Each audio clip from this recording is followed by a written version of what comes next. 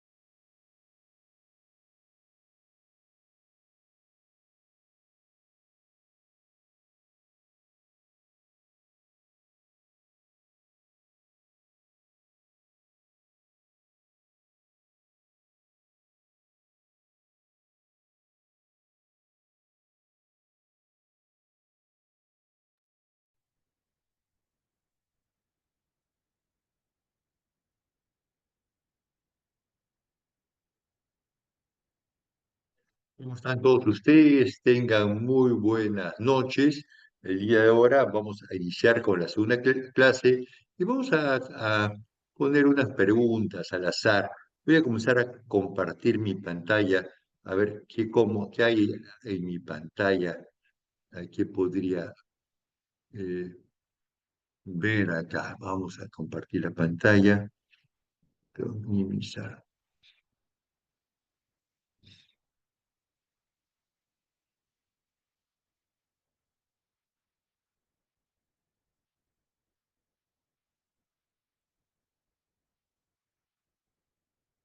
Creo que sí están viendo que mi pantalla, ¿no es cierto? ¿Sí? Tenemos 14 participantes en este momento. A ver, alguien que esté escuchando, por favor, la doctora Buenas Castro. noches, doctor. Sí se ve. Hola. Ya, entonces vamos a aprovechar esto, ¿ya? Oye, mientras vamos viendo esto, vamos a dejar estas preguntas al azar, que son los prototipos de las preguntas que hacemos en los exámenes, eh, de los exámenes. Entonces, mientras van ingresando el resto de los compañeros, voy a dejarlos con estas preguntas y en 2 minutos comenzamos la clase del día de hoy.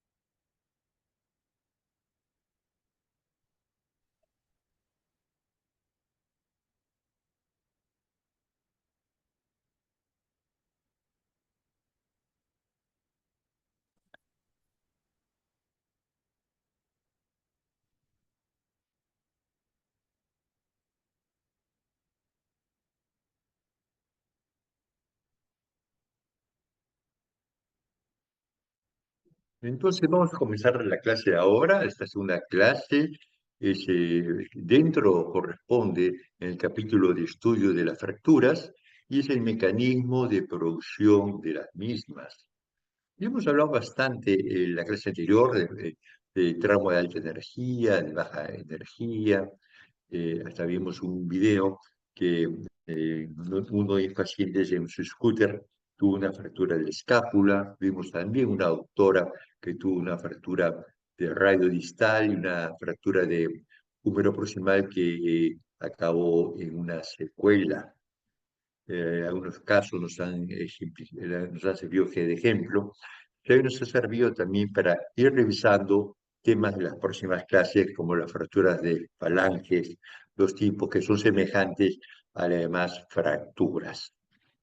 Ya conversamos también sobre la importancia de las partes blandas. Muchas veces hablamos de las lesiones óseas, nos abocamos a ver las fracturas, el tipo de la fractura. Los residentes nos hablan de las clasificaciones más actuales, agarran el manual de AO y nos hacen mucho de detalle de las clasificaciones, pero a veces hay otro componente importante o más importante como las partes blandas. Muchas veces cuando hablamos de una fractura, mis residentes, mis internos se imaginan esto. Yo me imagino esto de acá, esta figura, que el hueso es una entidad viva, ¿no? Con una circulación, con sistemas arteriales, nerviosos, y eso es importante. Y un poco de conceptos básicos que es las trabéculas óseas, ¿no? Entonces, todas estas trabéculas óseas se producen según la necesidad, ¿no? Según cómo requiere, necesita mayor fuerzas. Estas trabéculas se ven trabéculas de compresión y estas de acá son de tracción, que probablemente en este diseño se ven bastante más claros cómo cómo se van formando según la necesidad de la carga. Y eso también nos sirve para ver el grado de osteoporosis cuando van desapareciendo estas líneas de tracción y de compresión. Es importante determinar que existen prácticamente dos tipos de huesos. Los huesos corticales, que son tejidos altamente organizados, generalmente se producen en la diáfisis, proveen elasticidad y rigidez al sistema locomotor, tienen una porosidad un poco menor y soportan gran carga. Eso es lo básico de un hueso cortical. En cambio, el hueso esponjosa, como su nombre lo dice, es como una esponja más débil, se localiza más en las epífisis, está formado por un enmayado o trabéculas óseas en sí, en las cuales hay un sistema vascular, nervioso, de tejido hematopoyético que a veces nos olvidamos. Un hueso normal es este, el de la izquierda, y un hueso osteoporótico es este de acá, ¿no? Entonces, y yo me imagino poner un tornillo acá, creo que es un poco difícil la fijación o la fricción que tiene. Nosotros hablamos de fricción o por decir que la fricción. En cambio, si yo pongo un tornillo en esta zona acá, va a tener un soporte relativamente bueno. Y todo eso entra a la planificación que tenemos que tener. La parte de rigidez lo da la parte inorgánica y la parte orgánica nos da la elasticidad. Entonces, hay un conjunto de las dos que nos va a ayudar mucho para determinar dónde está el hueso, dónde está la fractura y la calidad del hueso. Hay enfermedades, la osteopetrosis, que tiene la parte inorgánica sumamente más del 80% y hace un hueso poco elástico y frágil con posibilidad de múltiples fracturas. Hablamos de huesos, huesos, pero hay un componente muy especializado en las articulaciones como la rodilla, la cadera, el hombro, muñeca. Todas las articulaciones tienen un componente muy especializado, donde tenemos una serie de ligamentos que dan estabilidad en el hueso y elementos amortiguadores como meniscos accesorios, que nos ayudan mucho a al sistema locomotor. El cartílago tiene una superficie muy especial que nos evita la fricción, nos va a evitar que la fricción hace que absorba el impacto y una distribución más uniforme de las fuerzas, y esto se deteriora en las artrosis. Conforme pasa la edad, hay cierto desgaste de ese cartílago y va a producir toda una serie de fisiopatología con detritos de cartílagos que va a aumentar el desencadenamiento, se va a desencadenar en algunos pacientes y en otros más rápido de procesos de desgaste. Los artrosis, el cartílago generalmente tiene una capa de cartílago relativamente grueso y con el tiempo se va desgastando, deteriorando con el tiempo. Las propiedades, como es conocido, el cartílago nos da fuerza, nos da rigidez y nos da elasticidad.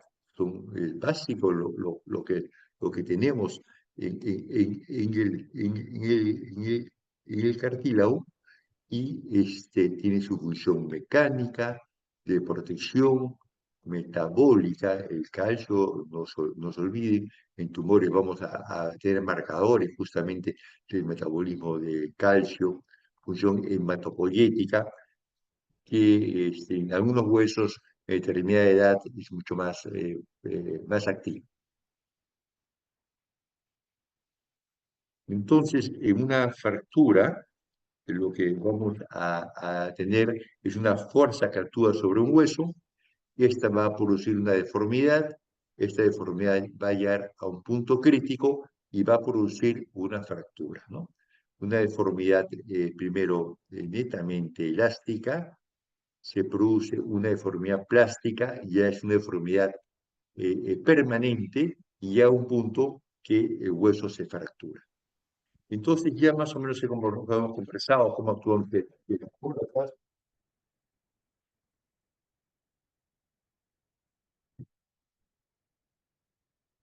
y cómo fuerzas directas, indirectas y por contracturas. Vimos un esquema de alta energía y algunos casos, ¿no? Entonces tenemos acá cómo actúan que las fuerzas, cómo podrían actuar que las fuerzas, es decir, yo tengo una fuerza para este lado y una fuerza hacia arriba, y una fuerza de compresión, puede tener una fuerza de tracción, una fuerza de cizallamiento, de rotación. Esta fuerza de rotación da una fractura espiral larga, y una fuerza de fricción, que es lo que vamos a ver en fracturas bilaterales. Hoy vamos a comenzar a ver ya algunos ejemplos también, para ya cuando veamos las fracturas del antebrazo podemos ya determinar que actúa la fuerza. Un hueso largo, la diáfisis, hay fuerzas dobles de compresión a este nivel de compresión y fuerzas de distracción. Entonces, todo eso acá evaluamos los dermatólogos. No es para que lo sepan, pero como que cultura. Entonces, si hay una fuerza de compresión, no podemos poner una placa de compresión en este lado, porque vamos a aumentar que la fuerza. Entonces, lo que hacemos es esta fuerza de distracción la convertimos en compresión, y tenemos un foco de compresión. Y el foco de compresión ayuda mucho a la consolidación de las fracturas, a que los huesos suelten. Vamos a ir viendo. Esto es para los residentes. La fuerza de compresión de un hueso es relativamente alta, y la fuerza de torsión es un tercio de la fuerza de compresión, que no está hecho el hueso para torsión. Por eso cuando uno hace, en otras palabras, las fuerzas entre dos competidores hacer la fuerza, en otros países se llaman francés, quien vence, se produce una rotación muy grande en el húmero y se producen frecuentemente fracturas complejas e espirales. Caída de altura. Bueno, vimos hace poco el ascensor de un edificio, de un hospital, la verdad, se rompió el cable y se vino abajo del ascensor. Abajo del ascensor hay una fosa y la fosa tiene resortes grandes, pero la fuerza es sumamente grande de la inercia de caída y produce fracturas por compresión que realmente pueden producir fracturas de calcáneo, fracturas de columna y de pelvis. Son las fracturas más frecuentes y como vemos muy claro, un tipo de fractura que se ha hundido y el ejemplo sería en esta vértebra que se ve sumamente nítida. Por tracción, en corredores de élite, cuando dan un impulso muy grande los saltadores, puede ser que el tendón que está relacionado por el hueso arranque el hueso, vemos el calcáneo arrancado acá, y eso también produce en otros huesos, cuando hay choque eléctrico, la contractura muscular es tan intensa que puede producir o luxaciones o arrancamientos óseos, y las manos produce también algo semejante. Vemos un pequeño huesito acá que parece insignificante, este huesito que lo estoy pintando, este huesito debería estar acá, y lo que es en este gráfico es un arrancamiento del tendón. Por eso el examen clínico o la historia clínica que hemos visto, cómo se produce el trauma, el examen clínico de la movilidad, de la sensibilidad, con los exámenes auxiliares, tenemos que hacer todo un todo y en forma analítica determinar qué cosa es lo que ha sucedido, como este caso, una fractura avulsión del flexor superficial que es quirúrgico. En niños se cae, está en skate, se cae y va a producir pues una deformidad en flexión. En este caso, algo bastante parecido y tenemos estos casos de fracturas. En los niños, mira lo que pasa. Las fracturas generalmente son se rompen dos. Este tiene un periodo sumamente grueso y este periodo grueso hace que no se desplace y esto se llama fractura en tallo verde. Cuando tú rompes una paja, un árbol, un tallo verde en cualquier árbol, no se rompen dos, sino la parte externa de este tallo hace que no tengamos dos segmentos divididos, algo parecido pasa las fracturas en niños.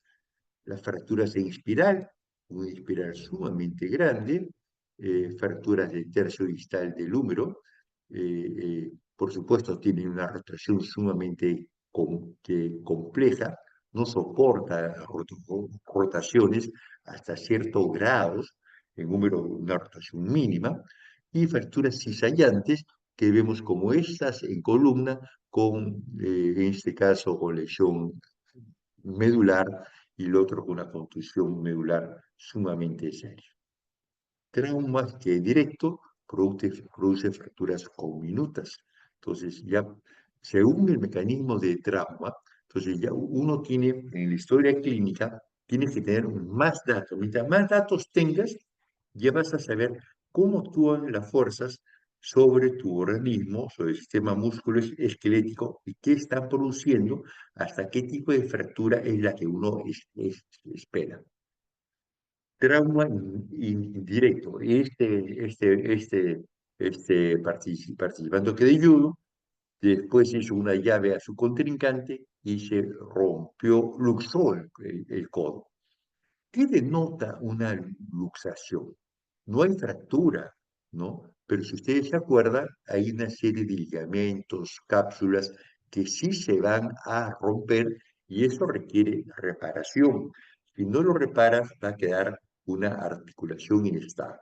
Una articulación inestable va a perder fuerza y a largo tiempo, a corto tiempo, esa articulación que se va a subluxar, se va a ir saliendo de su sitio constantemente, va a producir un desgaste del cartílago.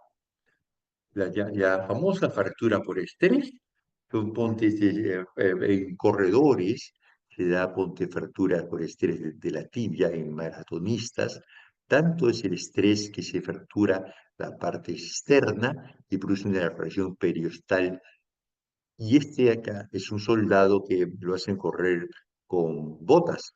Al no tener ningún acolchado, va a producir una fractura por estrés y el diagnóstico diferencial es difícil en esto. Quiere decir, si tú ves la placa de rayos X, y yo lo puedo diagnosticar por un tumor, es un osteosarcoma, le puedo decir por imagen, pero si ya veo qué actividad ha hecho, no, soy un corredor, soy un soldado que estoy corriendo todas las mañanas, una hora y media, ¿y cuánto corres? Una hora, 10 kilómetros, 12 kilómetros, ¿y sobre qué cosa corres? Sobre pista. Entonces, todo el impacto va a producir podría producir una fractura como estrés, como en este caso. Vamos a ver algo de ciencias básicas. ¿Cómo curan que las fracturas? Existe una fase inflamatoria, una fase proliferativa y una fase reparativa. ¿Qué hacemos yo de emergencia? Ahora estoy de emergencia, pasé por emergencia, no tenía mucho que hacer, comencé a saludar, hola, ¿qué tal? Yo soy amigo de todos, ¿no? Muy pocos amigos, pero compañeros de todos. Voy saludando, hola, ¿qué tal? ¿Qué cosa tiene? Ah, quiero ver, qué sé yo, ¿no? Y ahí tenía un paciente con una fractura de malleolo, pero proné del tobillo, y le he dicho, bueno, tómate Celecocit para el dolor y te vamos a poner una férula y te vamos a operar pasado mañana. ¿Y qué está haciendo? Estamos frenando la fase inflamatoria, que es dentro del proceso de la cura de las fracturas. Eso es ciencia básica, ¿no? Es un error. Se forma un hematoma, un callo externo fibroso, y después comienza a hacer la formación del hueso y posteriormente una remodelación del hueso. Esto lleva, la fase inflamatoria es 1 a 2 semanas, de reparación dependiendo del hueso, 3 semanas, el número hasta 6 meses, y la fase de remodelación ósea va a demorar hasta un año, un poco más. Entonces, pacientes que están tomando tratamiento para la osteoporosis, hay que tener cuidado qué medicina se le da, porque le dan sustancias que bloquean los osteoclastos y es fundamental para la fase de la curación de óseo, del hueso, de las fracturas, la fase de remodelación del hueso. Este pregunta el examen, ¿qué requiere para que un hueso suelte? Buena reducción, que los huesos estén en su sitio, que estén inmovilizados hasta con una estabilidad relativa menos del 5%, quiere decir hay un movimiento controlado y que esté vivo el hueso. Un hueso, una fractura de alta energía con gran lesión de partes blandas, viene a ser un hueso poco irrigado y su pronóstico de curación es peor. Vamos a ver algunos ejemplos para ir ya avanzando con el curso, entrando en la fase más específica. Yo veo una fractura articular compleja del codo, vemos una fractura sin nivel, el otro hueso estaría por acá, y acá acaba la fractura más o menos por acá. Una fractura compleja. Vimos que el codo no hay muchas cosas que pensar. ¿Qué cosa requiere? Reducción abierta, fijación interna, estabilidad absoluta, preferentemente para una movilidad precoz. Todas las articulaciones se hacen así. El nervio cubital lo tenemos acá. Se ha puesto dos placas. Esto es injerto óseo y se va a proceder a la osteosíntesis, que es la síntesis o la reparación de las fracturas mediante elementos de placas con tornillos. Entonces, estas placas y tornillos no se ponen al azar, hay que saber colocarlos, que generalmente se pueden colocar paralelos o una placa a 90 grados de la otra, de acuerdo a las fracturas y de acuerdo a, la que uno quiere, a las fuerzas que uno quiere neutralizar. Que no es tan simple de ir a una carpintería y pongo tornillos por acá, tornillos por allá y se acabó. Hay toda una ciencia a base de eso. La O justamente se ha dedicado del año 58, me parece, al estudio de la curación y de la osteosíntesis. Hay huesos inmaduros, los huesos inmaduros tienen la placa de crecimiento, que es una línea que vamos a ver, que es por donde el hueso crece. Por eso es importante una fractura de un niño tener una placa radiográfica bilateral. Entonces uno puede saber cómo está la placa de crecimiento formada y cómo ha afectado la fractura en el lado de la lesión.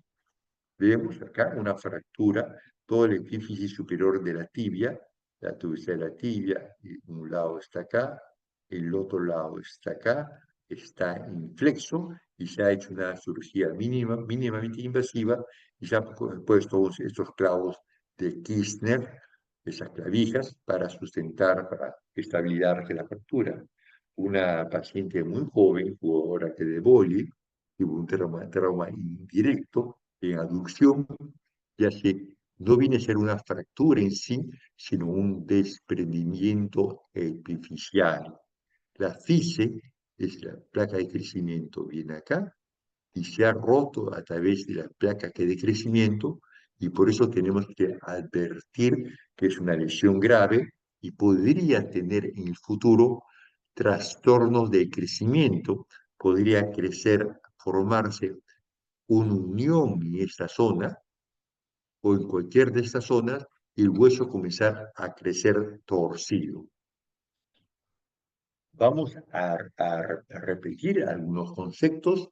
Fractura articular, eso es común en todo el sistema musculoesquelético. Fractura articular, reducción anatómica, fijación estable y movilidad precoz. Esto lo voy a repetir todo el curso. Y vamos a ver algo particular.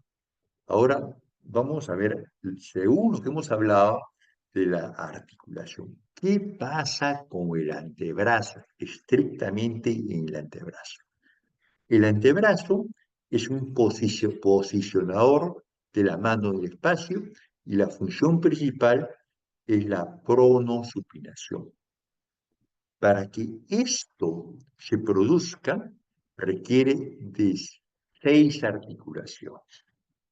Entonces, a pesar que puede tener una fractura de la diáfisis, todo este complejo que es el antebrazo está compuesto por 6 articulaciones.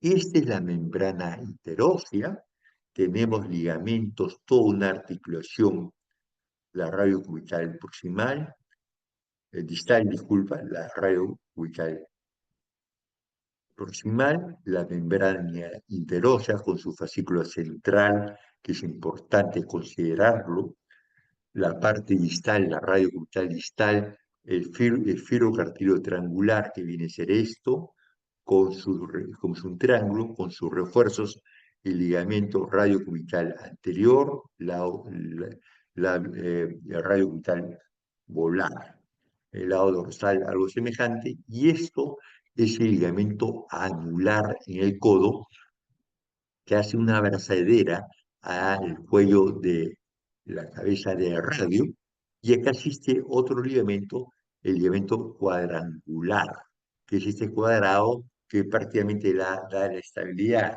Entonces, no solamente hablamos de la parte ósea, sino de la parte ligamentar. Entonces, volvemos a resumir. Fractura articular, ¿qué cosa requiere? Reducción abierta, fijación interna y vuelta a quedar. Entonces ya prácticamente ya no vamos a hablar de fracturas articulares porque se va a resumir en esto. va a requerir la mayoría, creo que la mayoría es cirugía, porque tiene que quedar exactamente como el paciente nació y conseguir una estabilidad, una fijación muy estable que le permite una movilidad precoz. Vamos a empezar ahí tenemos tiempo, me gustaría ir adelantando con dos videos de una cirugía.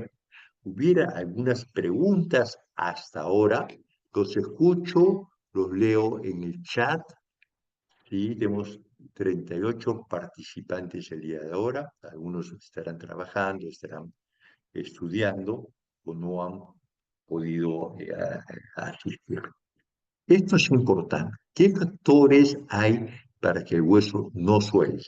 Esa pregunta es la pregunta que recientemente le hago, pero entonces el cigarro, importantísimo, edad, más de 70 años, alcohol, la diabetes, esteroides, antiinflamatorios, que hemos dicho que frenan la fase la primera fase inflamatoria. Todo esto de acá son factores que disminuyen la consolidación, quiere decir, van a tener que ver con la irrigación o la microcirculación del hueso. Los factores biológicos, infecciones, la parte vascular, el daño en las partes blandas, si hay contacto en el hueso. Y los factores mecánicos que tienen también que ver con el grado de estabilidad que uno que construye. Yo quiero pasar unos videos, pero sin antes queremos recalcar algo de ética. Día a día estamos viendo problemas de ética. Es decir, nadie quiere ocultar información a los pacientes, ¿no? La información es sumamente clara, y hay que ser pacientes, volverla a informar. Los pacientes en sí, la psicología de los pacientes son egoístas en su enfermedad. Todos eso sí, lo del organismo humano, toda su atención se va a localizar en el dolor y en su enfermedad. Entonces, desde mi punto de vista, existe un egoísmo del paciente y se centra en él y su enfermedad, pues parte de la reacción natural. Entonces, por eso tenemos que el paciente volverle a explicar varias veces y ser muy pacientes en eso, porque el paciente tiene un sufrimiento y no podemos ser ni toscos, ni descorteses, ni darnos un tiempo adicional para explicarle. ¿Qué pasa con la ética? La ética se ha perdido mucho en nuestro campo. Vemos a un doctor, que esto lo vemos día a día, y este doctor dice, tiene una placa de rayos X y se ríe y dice, ¿quién te ha hecho esa cirugía? El doctor no va a decir que está mal o está bien, va a decir, ah, claro, con razón. ¿Y cómo está? Ah, sí está más o menos. Pero la expresión que dio el médico ya prácticamente una expresión negativa, ¿no? Si hay algo que no está correcto en una cirugía, uno podría decir muy bien, desde mi punto de vista, hay cosas que pueden mejorar. Te aconsejo que vuelva donde su cirujano y uno tiene la cortesía y la valentía de llamar al colega y decir, he visto a tu paciente, desde mi punto de vista, hay ciertas deficiencias en el tratamiento o hay cosas que podían mejorar. Te he vuelto a enviar y si tú quieres una ayuda en la revisión de la cirugía, un comentario positivo, encantado te lo puedo brindar. Entonces, lo interesante es trabajar en equipo. Y algo parecido pasa a tal vez este médico un poquito más joven, da una expresión así con la intención de captar el paciente. Día a día vemos que muchos médicos quieren agarrar el paciente de otros, captar paciente de otros, que no es demasiado bueno. Así hay propagandas ahí ahorita en Face, hay determinadas clínicas, diga, eh, si le han indicado una cirugía, tome conmigo en forma gratis una segunda opinión. Eh, no es tan ético, desde mi punto de vista es discutible, pero no es tan ético porque definitivamente eso está destinado a tú quedarte con el paciente. Entonces, todas esas cosas vamos a tratar de conversar y verlas. Voy a dejar de compartir un minuto y yo voy a tratar de volver a compartir de nuevo mi pantalla. Tengo problemas con esta.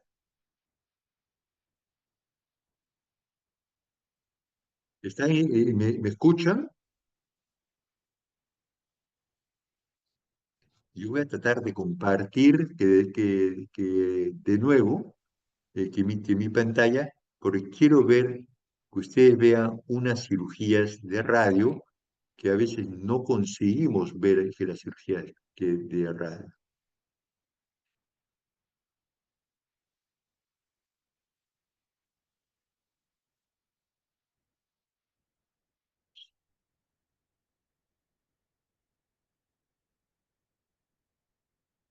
Listo, voy a minimizar, voy minimizando todo y vamos a ver, voy a ampliarlo. Sí están viendo, por favor, ¿no? Sí, doctor. Sí, ¿no? Sí, doctor. Sí, doctor.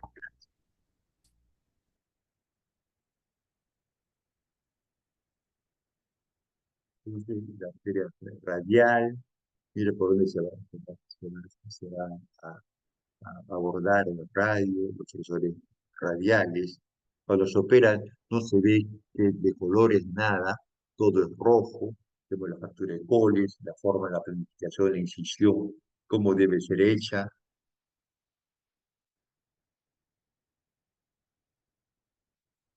Se separa la arteria, estaría acá, el nervio mediano en amarillo, están abriendo la vaina inferior del carpo, se separa y ahí abajo vamos a ver, acá es la vaina del parácleo radialis, el pronor cuadrado está abajo, hay que abrirlo en L, se abre en L, es necesario.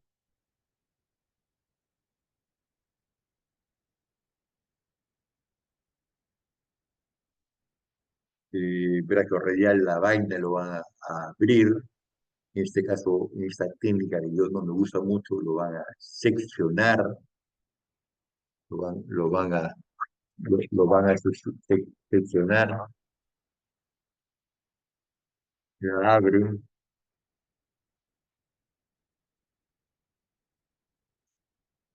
tiran todo la diáfisis de radio,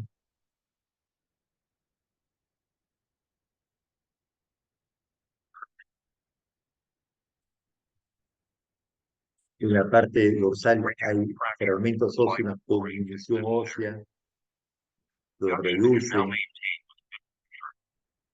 colocan una placa de biosíntesis, todo esto bajo visión de rayos, visión de arco en C,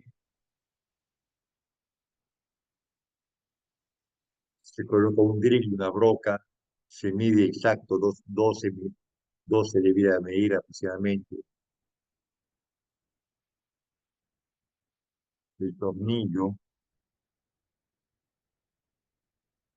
y ese tornillo lo puede poner en el centro de ese agujero oval, lo que permite que lo desplace más hacia el instalo proximal. Son guías, mucho cuidado de no invadir la articulación ni lesionar los tendones extensores.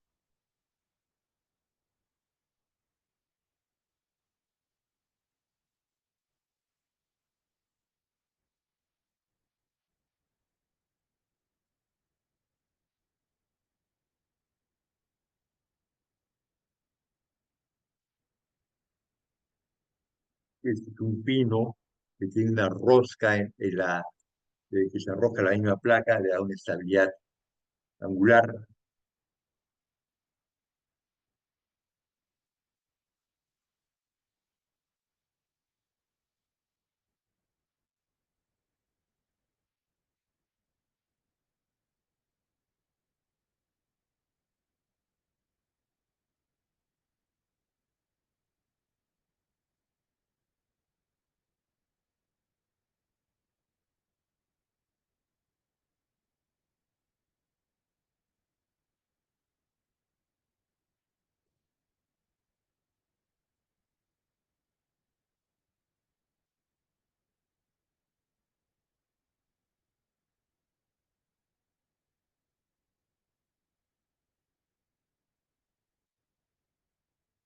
La cirugía es eso, es idénticamente a la cirugía, la incisión es idénticamente, se está disecando el palmar mayor, está la arteria radial en el borde, la arteria radial puntero, es esta de acá,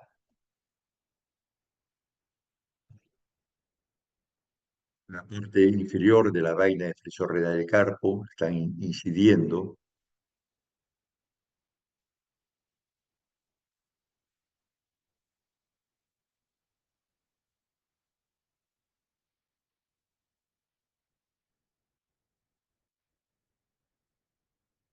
están haciendo electrocautilización de los pequeños vasos, y eso ya estamos viendo el área del pronador, es un separador autostático,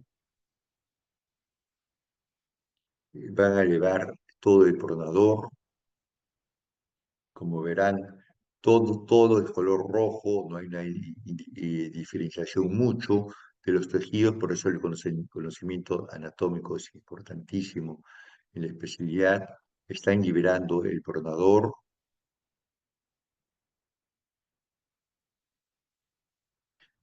y ya comienza a aparecer eso más allá en el fondo, que es el hueso. Ya esa visión, lo que estamos viendo es el hueso, ese tejido nacarado, es el brachiorradial, los espinos largos que lo seccionan, esa es técnica no me parece necesario hacerla. Va a girar toda la diáfisis para hacer la reducción, colocar los fragmentos de hueso en el dorso.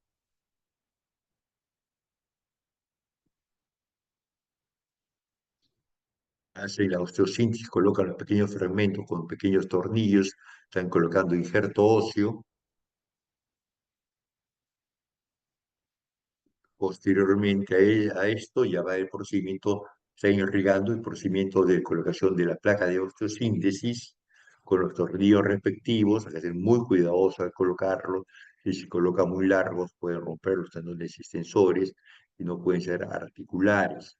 Mucho cuidado en eso, se acaba de colocar los tornillos, este es un arco en C, un monitor de rayos X, vemos que los tornillos están adecuadamente y la placa está bien posicionada y se acaba de colocar los tornillos.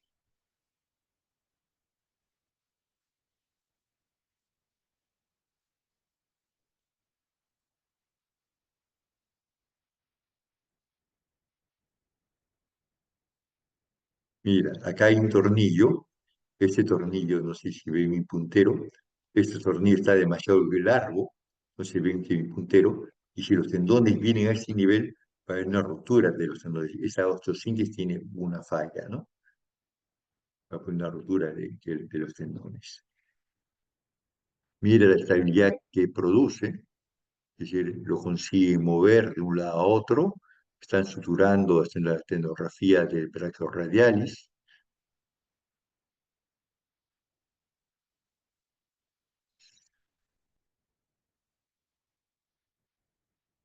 y prácticamente con eso acabaría que la cirugía, ¿no? Estoy dejando de compartir,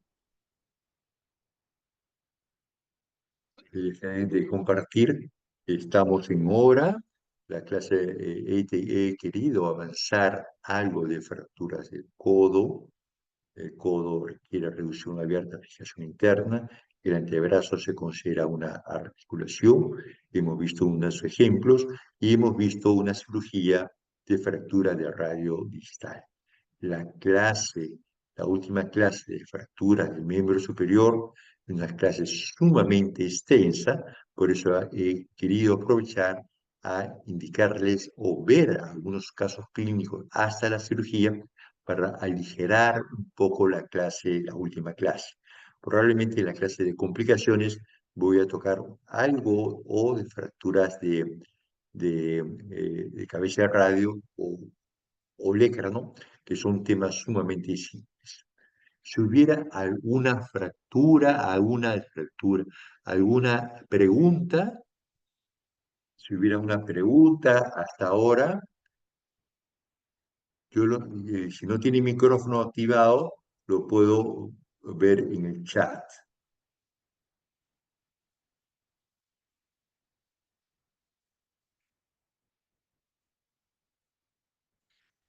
Te estoy volviendo a dejar mi número de celular, cualquier inconveniente en las rotaciones, cualquier duda, encantado de conversar con ustedes, tratar de resolver cualquier problema que ustedes tengan de la especialidad. Eh, eh, eh, yo creo que hemos avanzado bien en la clase de ahora y por favor revisen las clases que hemos hecho, porque como hemos conversado, una clase se encadena con la otra y así sucesivamente. Si no hubiera más preguntas, les deseo muy buenas noches. Todavía es temprano. Me parece que tienen tiempo para 2 o 3 horas para estudiar un poco. Eh, eh, Les agradezco a todos ustedes y que tengan muy buenas noches. Chao. Muchas gracias, doctora. Buenas noches. Gracias, doctor. Chao. Gracias, Sí, doctor. Gracias, doctor. Gracias. chao.